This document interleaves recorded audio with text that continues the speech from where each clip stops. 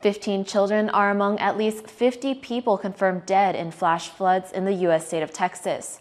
Heavy rains caused Kerr County's Guadalupe River to rise nearly 9 meters, bursting its banks on Friday morning. Many people are still missing, and the death toll is expected to rise. Texas has declared a state of emergency. 27 girls from a nearby summer camp are among the missing. More than 850 people have been rescued so far, some pulled from trees and rooftops.